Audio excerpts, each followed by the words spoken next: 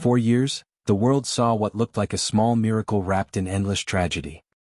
A tiny girl in a wheelchair, her head often shaved, a feeding tube in her nose, smiling bravely through what everyone believed were countless life-threatening illnesses, while her mother, Dee Blanchard, stood protectively at her side.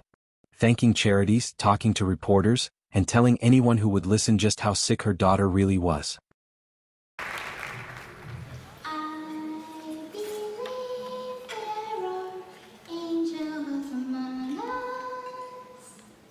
To neighbors and strangers, they were an almost impossibly sympathetic duo.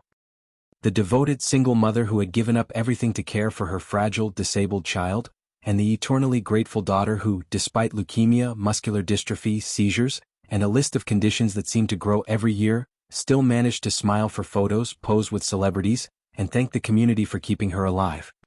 What nobody realized was that behind the medical equipment and the pink bedroom and the soft, rehearsed stories Dee told about her daughter's failing body, there was a secret so tightly controlled that even Gypsy herself no longer knew where the lies ended and her real life began.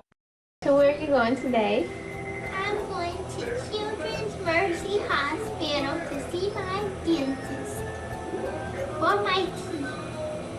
Welcome to Insightwave, the channel that delves into both solved and unsolved cases from around the world.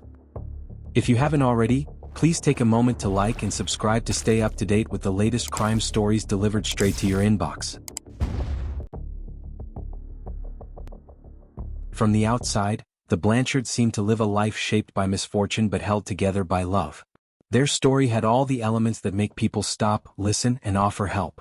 A single mother raising a severely disabled daughter, a long medical history that stretched back to infancy, and a community that believed it was witnessing a family battling the impossible with grace. Wherever they went, Dee gently pushed Gypsy's wheelchair forward, smiling proudly as she explained to doctors, nurses, neighbors, and charity organizers just how hard her daughter fought each day simply to stay alive. Gypsy herself had grown up inside this carefully crafted narrative. She believed she was younger than she really was, believed she suffered from illnesses she could barely pronounce, and believed that without her mother's constant vigilance she might not survive the night.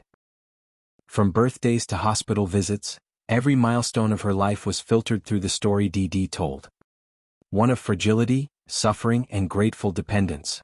And because Gypsy had never known anything different, she accepted those boundaries as her reality. At medical appointments, Dee spoke for her, answering questions quickly and confidently, often over Gypsy's attempts to respond. Doctors rotated in and out, some raising concerns about gaps in her medical history, others trusting Dee's thick binder of supposed diagnoses. Many of them never heard Gypsy's real voice. Not the soft, childlike one she used to match her mother's expectations, but the ordinary teenage voice she hid beneath years of enforced helplessness. Their home, a small pink house built for them through charity donations, reinforced the illusion. Inside were oxygen tanks, pill trays, 4 poles, and an array of medical supplies that suggested Gypsy's life was a constant battle against decline. Outside, Dee curated the pair's public image with practiced warmth. She introduced Gypsy as her brave little girl, describing seizures in the night, bouts of pneumonia, and the constant demands of caring for a child with the mind of a 7-year-old and the body of someone fighting terminal illness. And people believed her, because why wouldn't they? Dee seemed tireless. She slept beside her daughter, cared for her 24 hours a day, navigated endless hospital corridors, and relied on charity only when absolutely necessary. She wasn't just Gypsy's mother, she was her nurse, advocate, teacher, guardian, and protector from a world too dangerous for someone so sick. But the image was so perfect, so tightly performed, that it left no room for doubt. No one imagined that the wheelchair Gypsy sat in wasn't necessary. No one questioned why her supposed conditions never progressed the way her mother claimed. And no one recognized the subtle signs of a much deeper truth, that the greatest danger in Gypsy's life wasn't outside their home at all, but sitting right beside her, adjusting her blanket and reminding her to smile for the next photograph. Behind closed doors, that carefully cultivated tenderness shifted into something harder, more controlling. Dee monitored everything, Gypsy's meals, her appointments, her interactions, her thoughts. If Gypsy questioned an illness or hinted that she felt stronger than the story suggested, Dee Dee would shut her down.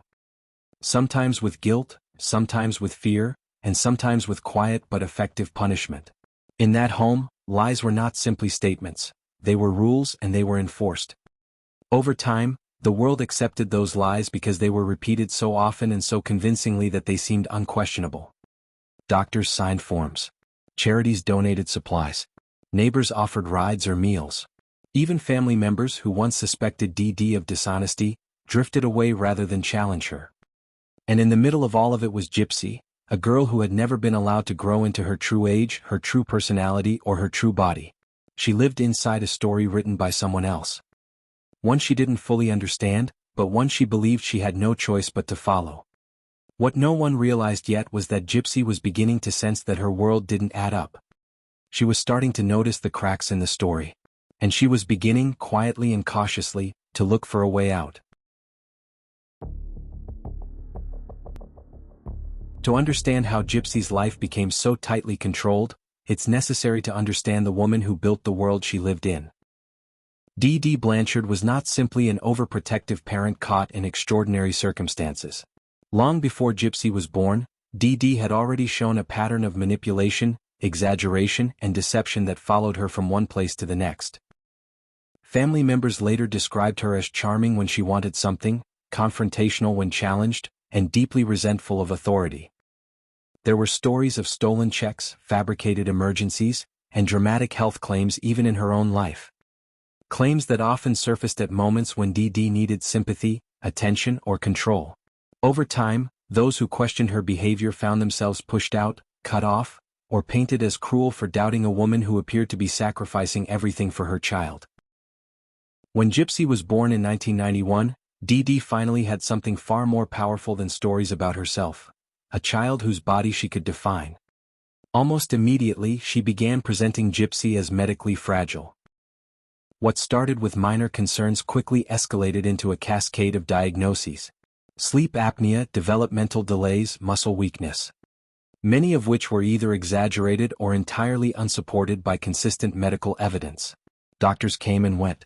Medical records were lost, damaged, or conveniently unavailable. Dee Dee claimed Hurricane Katrina destroyed critical documentation, forcing new physicians to rely on her word instead. And she spoke with confidence, using medical terminology fluently enough to sound informed, but emotionally enough to shut down deeper scrutiny. In exam rooms, her voice filled the space, leaving little room for Gypsy to speak for herself. Over the years, Dee Dee accumulated an extraordinary list of illnesses for her daughter. Leukemia, muscular dystrophy, seizures, vision impairment, digestive failure, and cognitive delays. Each diagnosis justified another procedure, another prescription, another layer of dependence. Gypsy was placed in a wheelchair despite being able to walk. She was fed through a tube despite being able to eat. She was medicated heavily, often with drugs that caused fatigue, confusion, and compliance. And through it all, Dee Dee was praised, not questioned. Medical professionals are trained to trust caregivers, particularly those who appear attentive, prepared, and devoted. Dee Dee fit that role perfectly. Any doctor who raised doubts risked being accused of negligence or cruelty. So concerns were noted quietly, if at all, and then dismissed. What Dee Dee was exhibiting had a name, though few people around her ever spoke it aloud. Munchausen by proxy is a form of abuse where a caregiver fabricates or induces illness in someone else, usually a child, to gain attention, sympathy, or control. It thrives in environments where trust is assumed and where questioning a caregiver feels morally uncomfortable. In Dee Dee's case, the illness narrative wasn't just about attention. It was about total control. By keeping Gypsy sick, Dee Dee controlled where she went, who she spoke to, how old she was allowed to be, and even how her own body was perceived. Gypsy's dependence wasn't accidental, it was carefully maintained. Behind closed doors, Dee Dee's warmth could turn quickly. If Gypsy pushed back. If she mentioned feeling stronger or asked about her real age, Dee Dee responded with fear-based warnings, emotional manipulation, or physical restraint. She told Gypsy she would be taken away. She told her she would die without her medication. And over time, Gypsy learned that questioning the story wasn't just disobedience, it was dangerous. The tragedy of Dee Dee's control was that it worked not only because she lied so convincingly to the outside world, but because she convinced Gypsy herself. Gypsy didn't grow up knowing she was healthy. She grew up believing she was fragile, mentally delayed, and incapable of surviving on her own. Her mother didn't just control her body. She shaped her identity. And so, the illusion continued for years, reinforced by doctors, charities, neighbors, and even law enforcement who saw nothing more than a devoted mother and a severely ill child. By the time cracks began to appear, the lie had become so large and so deeply embedded that undoing it would require something drastic. Because for Gypsy, escape didn't just mean leaving a house. It meant dismantling the only reality she had ever known. And that realization, slow, frightening, and overwhelming, would eventually push her toward choices no one should ever have to make. As Gypsy grew older, the gap between the life she was living and the body she inhabited became harder to ignore. Beneath the medications, the wheelchair, and the rehearsed stories about her failing health, there were quiet moments when reality slipped through. Moments when she noticed she could stand without pain. Moments when she felt stronger than she was supposed to be. Moments when the world Dee Dee described no longer matched what Gypsy felt inside her own body. But curiosity inside that house was dangerous. Dee Dee maintained control through a system built on fear and dependence. Gypsy was rarely left alone, rarely allowed privacy, and never permitted to speak freely to doctors or outsiders. Her phone calls were monitored. Her friendships were filtered. Even her sense of time was manipulated. Dee Dee routinely told Gypsy she was years younger than her actual age, reinforcing the belief that she was still a child who needed constant supervision. Inside that environment, punishment didn't always look violent. It looked corrective. When Gypsy questioned her diagnoses or tried to assert independence, Dee Dee responded with reminders of fragility and consequences. She warned Gypsy that authorities would take her away if she disobeyed. She claimed doctors would stop treating her. At times, Gypsy later said, her mother restrained her physically or threatened her with harsher medical interventions if she didn't comply. One of the most powerful tools Dee Dee used was medication. Gypsy was prescribed drugs that caused drowsiness, confusion, and emotional blunting. Effects that made resistance more difficult and obedience easier. Over time, Gypsy learned that compliance kept the peace, while defiance brought fear, punishment, and isolation. Despite the restrictions, Gypsy's awareness continued to grow. She noticed that she could walk without pain when she was alone. She realized she could eat solid food without becoming sick. She began to understand that her mother's version of reality might not be true. But she didn't yet understand what that meant, or what she could do about it. Any attempt to test those boundaries was met with swift correction. When Gypsy once tried to run away with a man she met at a convention, Dee Dee tracked her down within hours, dragged her home, smashed her laptop, and reinforced the message that escape was not an option. From that moment on, Gypsy understood something chilling. Her mother would go to any length to maintain control.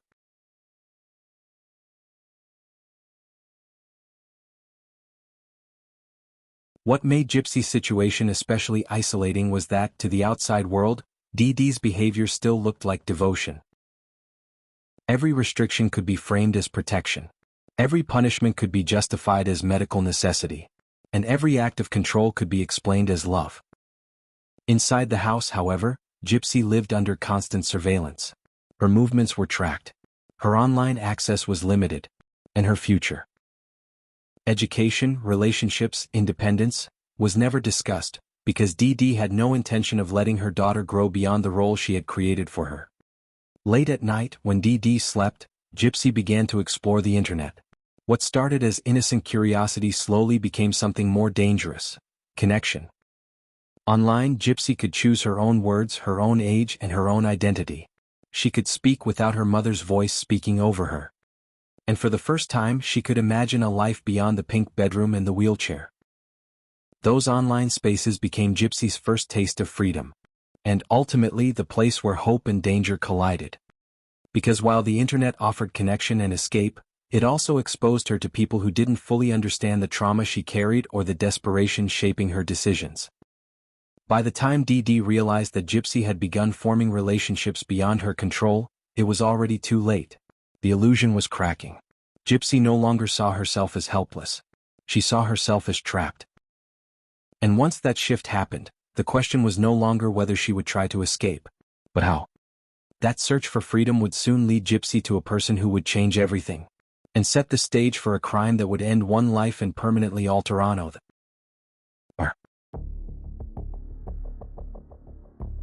By the time Gypsy reached her late teens, the secret world she had built online was no longer just a place to talk or pretend. It had become the only space where she felt real, where she could choose her age, speak in her own voice, and imagine a future that didn't involve hospital beds and pill bottles. Behind a computer screen, she wasn't a patient or a charity case. She was simply herself. It was in that space that Gypsy met Nicholas Gojan. Their conversations began innocently enough, drifting between shared interests, fantasy stories, and late-night confessions. Nicholas listened to Gypsy in a way no one ever had. He didn't correct her. He didn't question her strength. He didn't see her as fragile. To Gypsy, that attention felt intoxicating. Not because it was romantic at first, but because it was validating. For the first time in her life, someone treated her as capable of making her own choices. As their relationship deepened, Gypsy began to reveal pieces of the truth she had never spoken aloud. She told Nicholas about the wheelchair she didn't need, the medications that made her foggy, and the fear that followed any attempt at independence. Slowly, carefully, she described a life controlled so completely that even imagining escape felt dangerous. Nicholas, who had his own vulnerabilities and struggles with social isolation, absorbed these stories without distance or restraint. Where Gypsy spoke from fear and trauma, he responded with certainty. He didn't suggest reporting DD. He didn't suggest running away quietly. Instead, he framed Gypsy's situation as something that could only end one way: by removing the person who controlled her life. What made this dynamic especially dangerous was the way fantasy and reality blurred between them. Their conversations took on roles, alternate identities, and dramatic narratives where violence was discussed not as something real, but as something symbolic. A final act that would free Gypsy from captivity. Over time, those fantasies hardened into something far more concrete. Gypsy did not wake up one day and decide her mother had to die. That idea formed gradually, shaped by years of fear, manipulation, and the belief, reinforced by Nicholas, that there was no safe way out. Every alternative she could imagine seemed impossible. Running away had failed before. Asking for help felt pointless. And confronting DD directly felt life-threatening. Inside Gypsy's mind, escape had narrowed to a single path. The planning that followed was hesitant at first, then increasingly detailed. They discussed timing. They discussed distance. They discussed what would happen after. And still, Gypsy hesitated. Torn between fear of her mother and the guilt of even imagining her gone. But Nicholas didn't hesitate. To him, the plan was proof of loyalty, commitment, and purpose. What's crucial to understand is that Gypsy was not operating from a place of freedom or clarity. Her entire understanding of consequences had been shaped by a lifetime of control. She believed, truly believed, that if DD remained alive she would never be allowed to live independently, never be believed, and never escape the story written for her at birth. In Nicholas she saw someone willing to do what she felt she could not. And in that willingness she saw a way out. By the time plans were set into motion, the emotional point of no return had already been crossed. What remained was not a question of if something terrible would happen, but when, and that moment was approaching fast. In the early hours of June 14, 2015, Gypsy Rose Blanchard would watch the plan she never truly believed could happen, become real. In the early hours of June 14, 2015, everything that had defined Gypsy Rose Blanchard's life shifted in a way no one, not her neighbors, not the doctors, and not the online community, could have anticipated. The plan she and Nicholas had discussed for months was no longer hypothetical, no longer just words exchanged late at night over a screen. It was unfolding inside the small pink house in Springfield, Missouri that had been the stage for so many fabrications and so much control.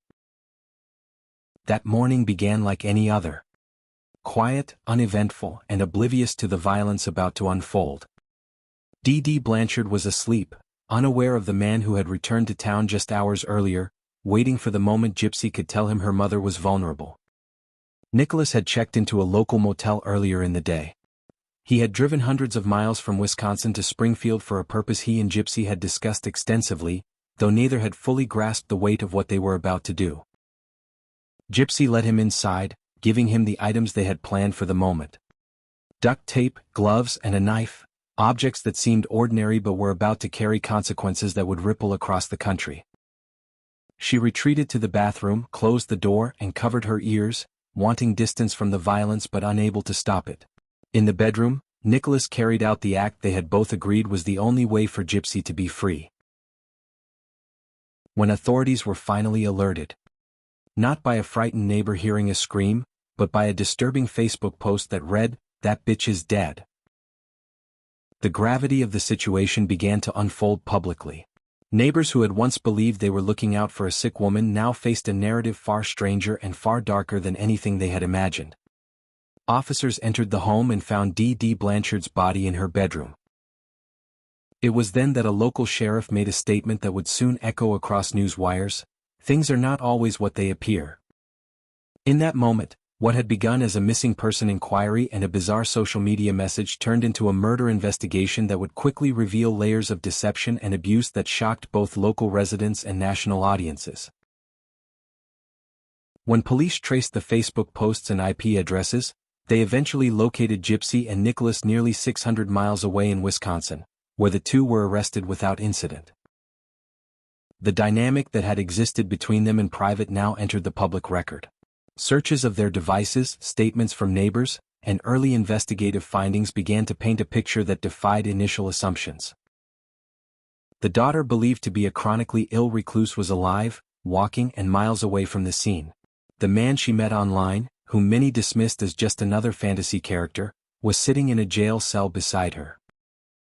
Murder story that spans 2 states. Authorities first thought mom and daughter were missing and endangered. But this case has taken several disturbing twists since their disappearance Sunday night. Julia Fellow's been following this story. She's in Waukesha County, where that couple just made their first court appearance this afternoon. Julia?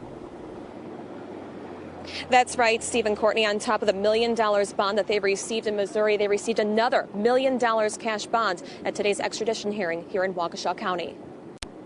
Through a faint voice and sobs, Gypsy Blanchard made it through her first court appearance. Springfield, Missouri. It may be hard to tell, both of these pictures are of the 23-year-old. The Greene County, Missouri sheriff says she lied about her age, health conditions, and that she needed a wheelchair to gain sympathy from the public. This is a tragic event surrounded by mystery and public deception. We also know that she can walk without assistance or a wheelchair, and she can do that very well. This all began as a missing mother-daughter case in Missouri. The case took a twist Sunday when deputies found the mother, 48-year-old Claudinia Blanchard, pictured right, stabbed to death in her Springfield home. The probable cause statement shows Gypsy admitted to giving the knife to her boyfriend, 26-year-old Nicholas Goodyjohn. Goodyjohn stated he would not have killed anyone unless Gypsy had asked him to, and this is why he killed Claudinia. Gypsy told investigators she took money out of her mother's safe and headed to her boyfriend's hometown of Big Bend, Wisconsin. Investigators say Gypsy admitted to using strong language in a post on her mother's Facebook page. It confirmed she was dead. Investigators traced the post to the Big Bend address. After an hours-long standoff, the two were taken into custody. We have much more coming up tonight at 6, including the strange way prosecutors say the two tried to hide the murder weapon. Reporting live in Waukesha, Julia Fellow, today's TMJ4. Complicated story, Julia. Thanks. Once the arrests were official, national media quickly picked up the story. Not just the homicide, but its bizarre circumstances.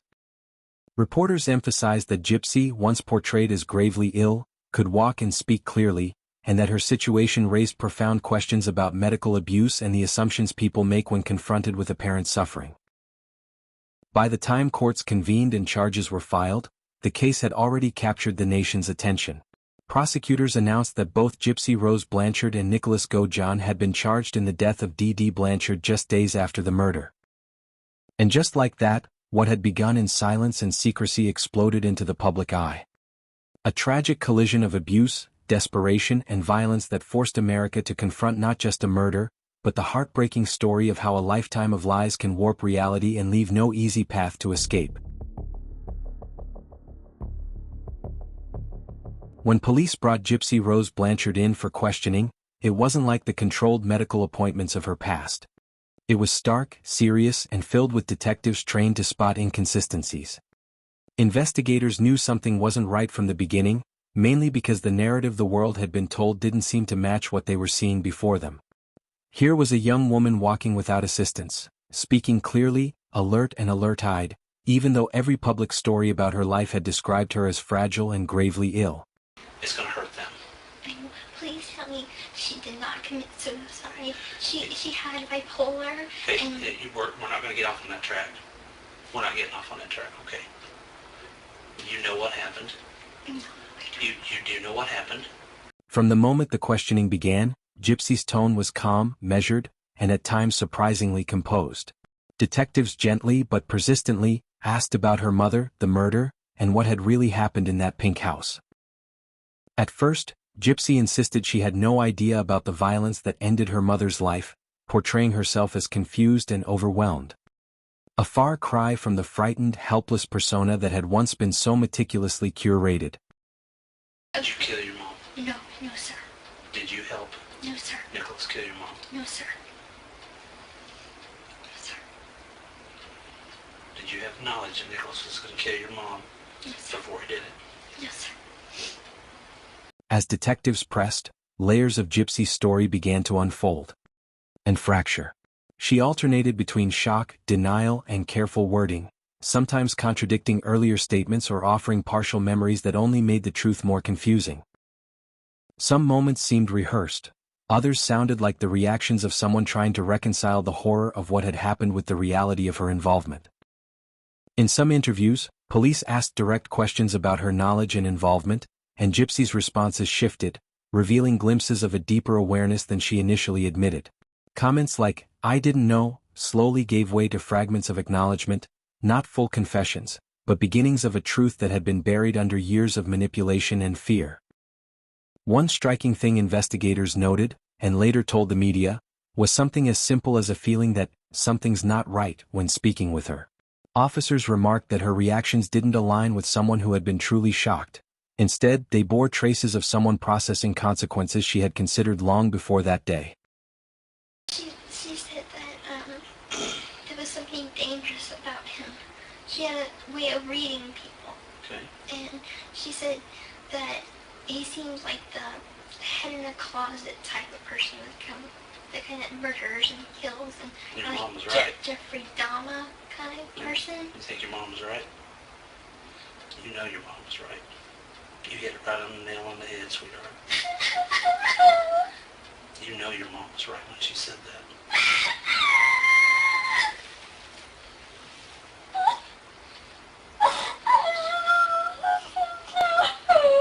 You should know what? Okay. And how? Throughout the interview, it became clear that Gypsy was not the blank slate of victimhood that many people had assumed. She was intelligent, aware, and, in her own way, articulate about her memories. Detectives noted that she often returned to familiar themes: fear of her mother, years of control, and the belief that she could not live independently without someone's guidance.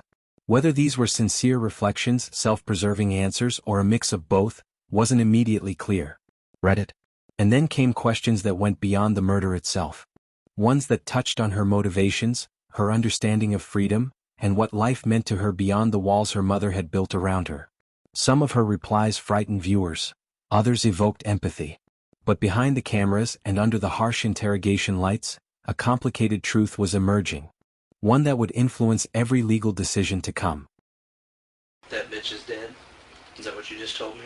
Like you put on your Facebook account, that bitch is dead. Okay. I wanted someone to know that something was wrong. And I knew that my friends would all worry if that's not the way me and my mom talk. Okay. So, I was like, if I put that on there, they'll know something's wrong. Okay. Where did you do that from? And he knew about it, and I asked him if I could have permission to please.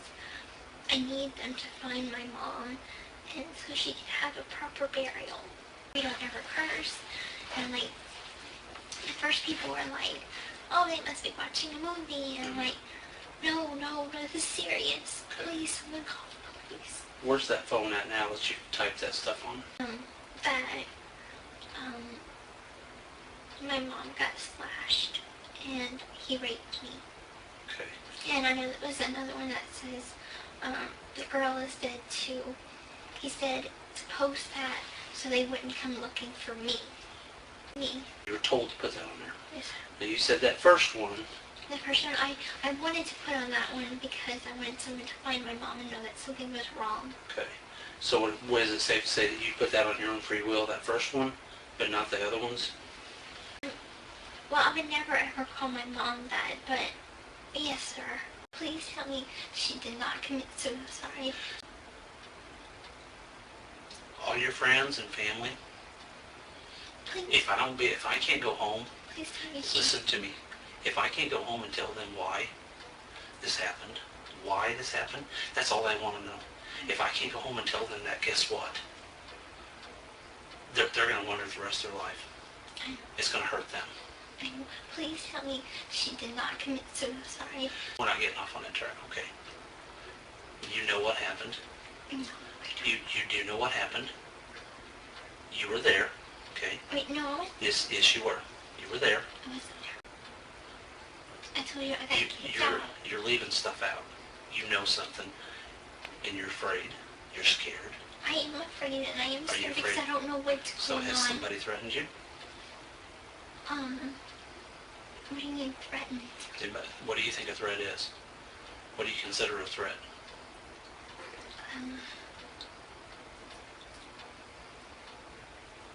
I'm gonna kill. Somebody ever said that to you? Yes, they have. And I know who told you that. So you're telling me you've never been threatened?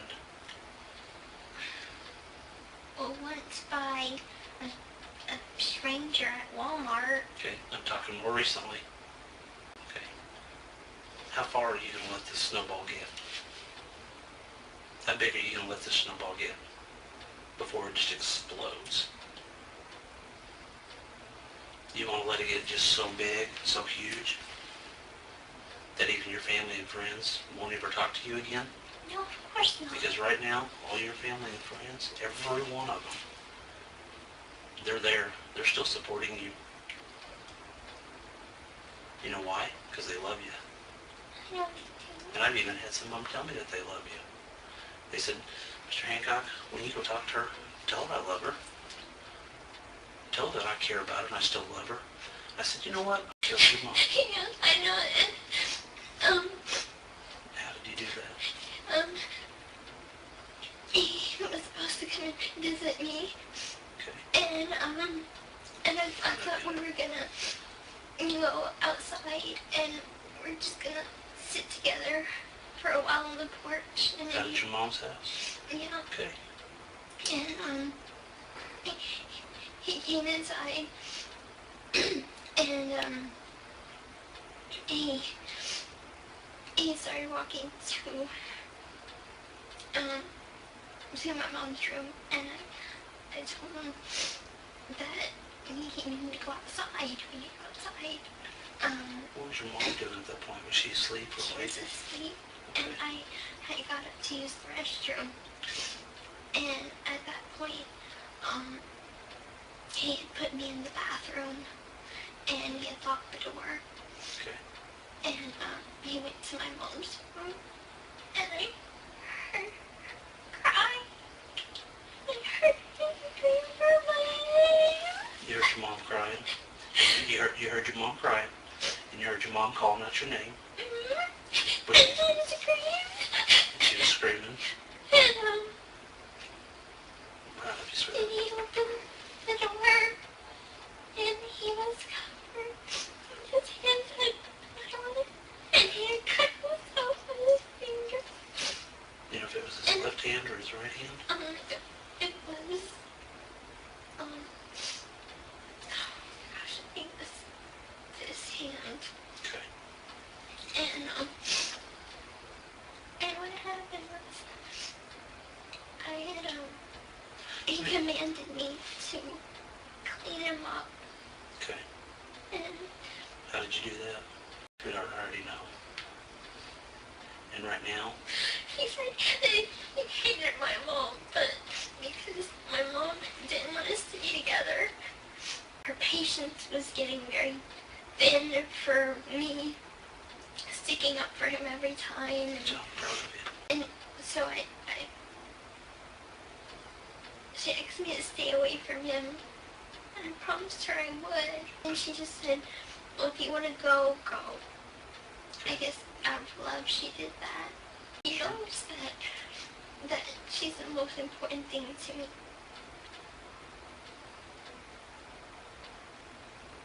He only said something to me that he said that it's us against the world, and that he's going to protect me no matter what, and that we were going to get married and everything, and nothing was going to stop us. So he took care of that, didn't he? But we're going to have to start talking about why Nick did this to your mom. And you know why he did this. She said that he seems like the head in a closet type of person that kind of murders and kills. And your mom was right. Now's the time to be truthful, sweetheart. No more lies.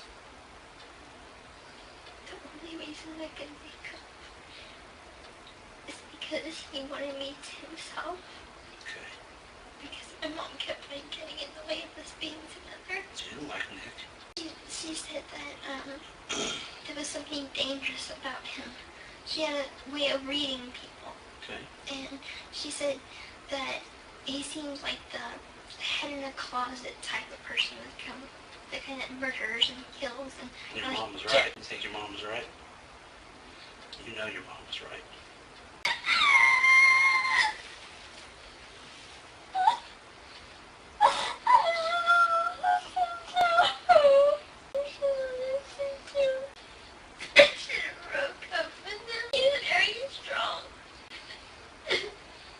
It's very hard for you to try to stop him, wasn't it? Yeah. Did you try to stop him?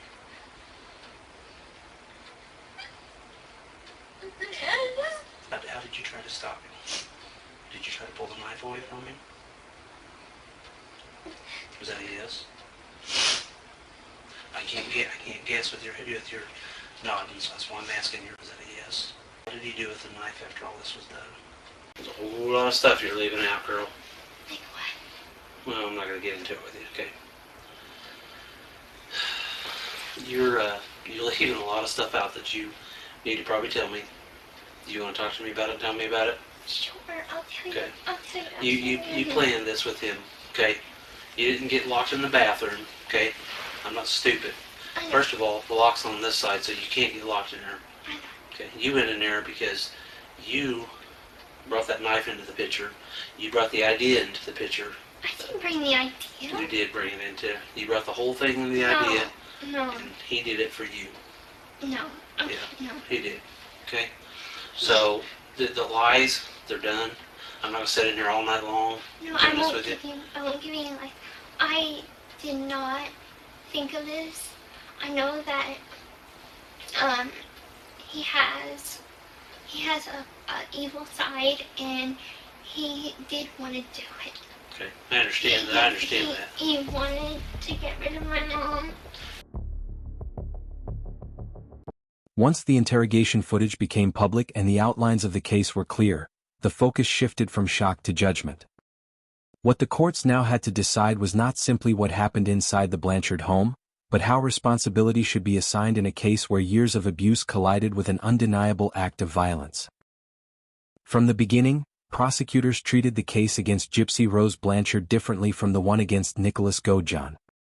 Investigators acknowledged that Gypsy had lived under extreme psychological and medical control, but they also made it clear that she had participated in planning her mother's death. The law, they argued, could recognize abuse without excusing murder. In 2016, Gypsy accepted a plea deal. She pleaded guilty to second-degree murder in exchange for a 10-year prison sentence. The decision was framed as a way to avoid the uncertainty of a jury trial, one that could have resulted in life imprisonment. But it also reflected the prosecution's recognition of the abuse she had endured. At just 24 years old, Gypsy was sentenced to a decade behind bars, not for wielding the knife, but for helping orchestrate the act that ended her mother's life. For many watching, the sentence felt both merciful and devastating. Some believed it acknowledged Gypsy's victimhood. Others felt it did not go far enough in holding her accountable. The courtroom itself reflected that divide. Quiet, restrained, but heavy with unresolved emotion. 24-year-old Gypsy Blanchard stood in the courtroom looking scared and nervous as she admitted to planning and killing her mother, Dee Dee Blanchard. How do you plead to the Class A felony of murder in the second degree? Guilty to second-degree murder. In June of last year, Gypsy and her online boyfriend carried out a plan that ended with Gypsy's mother being stabbed to death. Defense attorneys say the murder was motivated by years of mental and physical abuse. Gypsy's mother apparently kept her in a wheelchair, making up her illnesses and disabilities that generated a lot of money, even a house from Habitat for Humanity. Because of all that, as part of a plea deal with prosecutors, Gypsy will spend 10 years in jail. She will only get the possibility of probation if she serves 8 years of her sentence. Ultimately, the sentence that we agreed upon is a testament to the amount of abuse that we uncovered that her mother was heaping upon her. One of Gypsy's friends and neighbors was in the courtroom. She says the lies the Blanchard family told make it difficult to reach out to Gypsy in jail, but regardless, she wants to show Gypsy that she's still there for her as a friend. I don't know, I've always tried to be the supportive friend, like the person she could always go to, and I mean, I know what happened was completely wrong, but at the same time, I try to sympathize because, you know, I wasn't in her situation, and I don't know how I would be able to handle it if I were personally going through the things that she was. Nicholas Gaujon's case unfolded very differently. Unlike Gypsy, he rejected a plea deal and chose to go to trial. His defense argued that he had been manipulated, emotionally dependent, and driven by a desire to protect Gypsy. Prosecutors countered that he had acted with deliberation and violence, entering Dee Dee's bedroom and carrying out the killing himself. In 2018, a jury found Nicholas guilty of first-degree murder. He was sentenced to life in prison without the possibility of parole. A stark contrast to Gypsy's decade-long sentence, and a reflection of how the justice system ultimately weighed intent, action, and responsibility. As the trials concluded, public debate intensified rather than faded. Legal experts weighed in on the limits of abuse as a defense. Psychologists discussed trauma bonding and learned helplessness. Viewers, readers, and commentators argued over whether Gypsy should be seen primarily as a survivor or as a conspirator, and whether the law was capable of holding both truths at once. What made the case so divisive was that it resisted clean moral categories. Gypsy was not an innocent bystander, but neither was she a typical defendant. Her decisions had been shaped by a lifetime of isolation, fear, and misinformation. The justice system could measure her actions, but it could not easily measure the damage done long before the crime itself.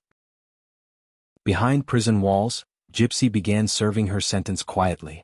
Away from her mother's control for the first time in her life, she learned how to navigate adulthood. How to make basic decisions, how to speak openly, and how to understand the reality of what she had done. She participated in counseling, took responsibility for her role, and repeatedly expressed remorse for her mother's death, even while acknowledging the abuse that preceded it. The court proceedings may have concluded, but the story was far from over. Because once Gypsy entered prison, a new chapter began, one shaped not by deception or violence, but by reflection, accountability, and the long process of understanding who she was without the life her mother had constructed for her. And eventually, that process would lead her back into the public eye, not as a defendant but as a woman stepping into freedom for the first time. When Gypsy Rose Blanchard was released from prison in 2023, the world once again turned its attention toward her. Not to ask what she had done, but to ask who she would become.